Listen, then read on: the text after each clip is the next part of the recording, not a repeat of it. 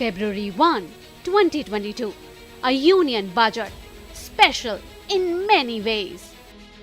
It's part of the 75th year of independence and celebrations.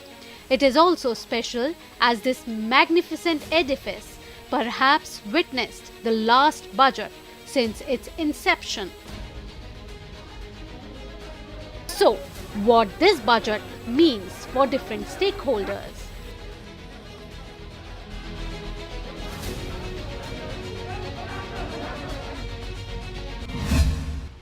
A budget that seeks to complement macroeconomic level growth with a focus on microeconomic level and all-inclusive welfare. Hello and a very warm welcome viewers. You're watching this special presentation of Sansad TV on Union Budget 2022.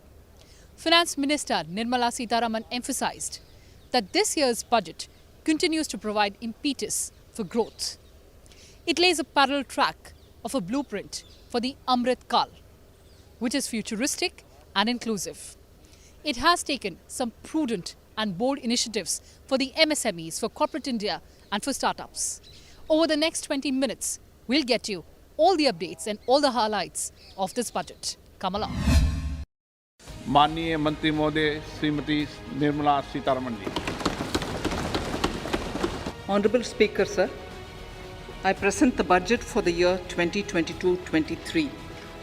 As per experts, this budget focuses on the growth India can achieve in the next 25 years and to usher in new investments, to revive the animal spirits and to spike the economic growth.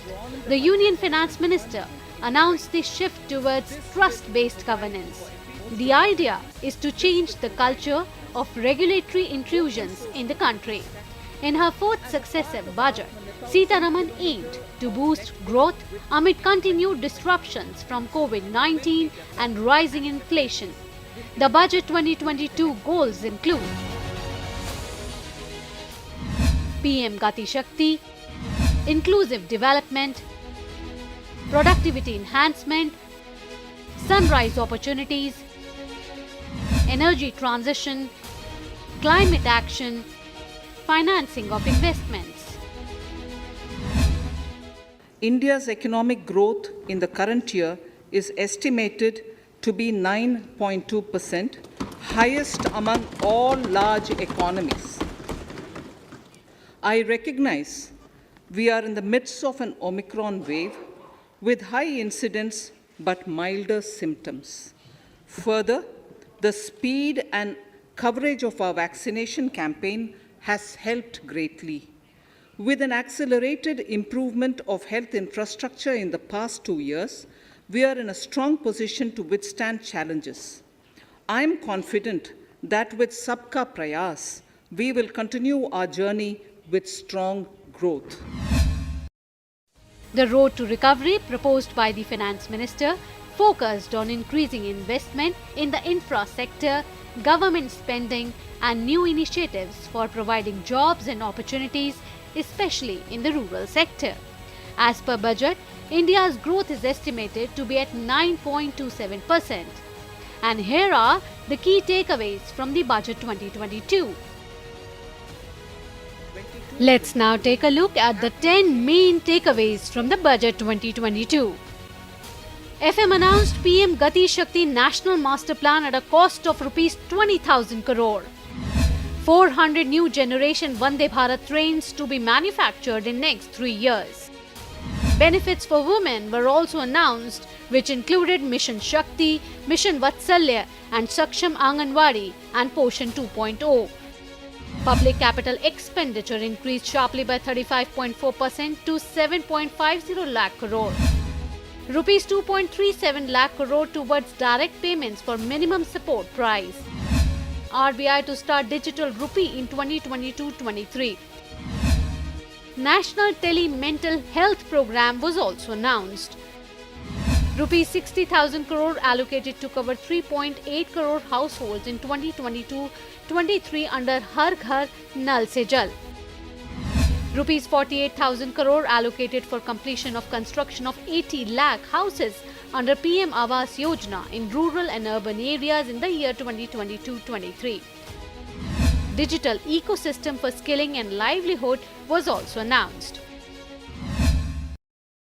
The Union Budget of 2022-23 is a budget focused on welfare and upliftment of the poor and weaker sections.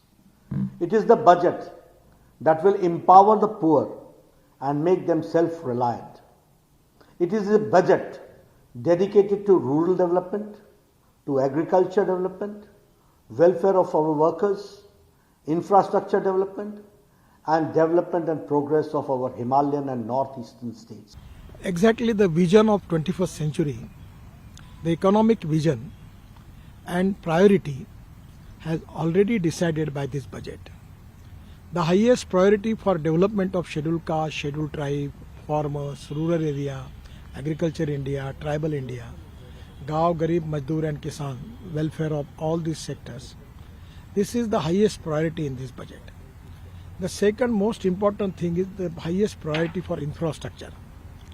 I am really happy because I got opportunity to work with Bharatmala, then Sagarmala, and now the Parvatmala is new budget, new program is started. Prime Minister Narendra Modi lauded the budget, calling it a people-friendly budget. He said Parvatmala scheme is being launched for the first time to facilitate modern system of transportation and connectivity in the hills. Uttarakhand, Jammu Kashmir, north east ऐसे क्षेत्रों के लिए पहली बार देश में पर्वतमाला योजना शुरू की जा रही है। ये योजना पहाड़ों पर ट्रांसपोर्टेशन और कनेक्टिविटी की आधुनिक व्यवस्था का निर्माण करेगी। This year's budget has put a lot of focus on infrastructure development with a big push to highway expansion, PM housing scheme, Har Ghar Nal Se Jal and development in northeastern states as well. In addition, sectors like manufacturing and MSME have also been given their due weightage with PLI scheme and additional credits. The total budget allocation for financial year 2022-23 is Rs 39.45 lakh crore in comparison to Rs 37.7 lakh crore for the financial year 21-22. Meanwhile, highlighting the importance of the farm sector, the Finance Minister announced that the government is promoting natural farming in a big way. For this purpose, a 5-kilometer wide corridor along the entire stretch of River Ganga has been identified. The government has also made arrangement for direct payment of Rs 2.37 lakh crore MSP value to 163 lakh farmers for wheat and paddy procurement in financial year 2021-22. And since 2023 has been declared as the International Year of Millets, the budget also talks about promotion of post-harvest value addition, consumption and branding of millet products. The sector will also witness proliferation of technology, including drones. The Finance Minister also announced that the upcoming Ken Betwa Link project will benefit 9.1 lakh hectare farmland while supplying potable water for around 3 million people. It is the first project under the National Perspective Plan for interlinking of rivers. But the major thrust was on PM Gati Shakti Master Plan. This mega project envisioned by the Prime Minister is driven by 7 engines: roads, railways, airports, ports, mass transport, waterways and logistics infrastructure. The scope of the PM Gati Shakti National Master Plan encompasses the economic transformation, seamless multi-modal connectivity and logistics efficiency. Under the plan, the National Highways network will be expanded by 25,000 km in 2022-23. Rupees 20,000 crore is the projected expenditure for this plan. Contracts shall be awarded through PPP mode in 2022-23 for the implementation of multi-modal logistics parks at 4 locations. Experts call this plan a game changer.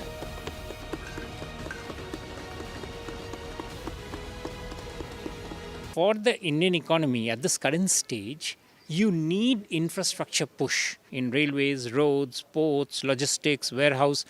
This is where you need to put the money in. This is what will also crowd in private investment. That is the whole architecture on which it is there. You'd notice that in this budget, the finance minister, out of her 1.5 hour speech, she spent about half an hour speaking only about infrastructure. There's a reason for it. It doesn't please the general public. But again, the point is that the finance minister is actually not taking credit for disinvestment. The next year's disinvestment receipts are much lower. So she's got little money, only little money, compared to a normal circumstances when the money would have been higher. But with that money, she's trying to put where it brings the better returns. In the rail sector, the finance minister announced one station, one product scheme to help local businessmen and promote supply chains. During this year, a 2,000-kilometer long railway network will also be brought under Kavach, the indigenous world-class technology and capacity augmented. 400 new generation Vande Bharat trains will also be manufactured during the next 3 years. 100 PM Gati Shakti cargo terminals for multi-modal logistics too shall be developed during the same time frame. Finance Minister during her budget speech announced a scheme for taxation of virtual digital assets. The government also announced that any income from transfer of digital assets will be taxed at 30% rate. Introduction of a central bank digital currency will give a big boost to digital economy. Digital currency will also lead to a more efficient and cheaper currency management system. It is therefore proposed to introduce digital rupee using blockchain and other technologies to be issued by the Reserve Bank of India starting 2022 and 23. Experts have described this as a bold move. Across the world, there's no clarity on cryptocurrency. The government, by announcing these measures that there will be tax on cryptocurrency, even for transactions, even for giving gift, I think is very important step. It's important to safeguard the interests of the Indians, and by virtue of this initiative that the government has done, it has really safeguarded the interest of general Indians. Another thrust area of the budget 22-23 is MSME. FM announced that Emergency Credit Linked Guarantee Scheme ECLGS has been extended up to March 2023. On capital expenditure, Finance Minister announced an increase of 35.4% in the outlay of Rs 7.50 lakh crore. Finance Minister also announced few key women-centric schemes as well. Recognizing the importance of Nari Shakti as the harbinger of our bright future and for women-led development, during the Amrit Kal, our government has comprehensively revamped the schemes of the Ministry of Women and Child Development. Accordingly, 3 schemes, namely Mission Shakti, Mission Vatsalya, Saksham Anganwadi and Poshan 2.0 were launched recently to provide integrated benefits to women and children. Let's now take a look at the exemptions. In electronics, custom duty calibrated to provide graded rate structure. Customs duty reduced to 5% in gems and jewelry. Custom duties on critical chemicals have also been reduced. Duty on umbrella raised to 20% in MSME. Exemptions have been rationalized on Made in India agri-tools.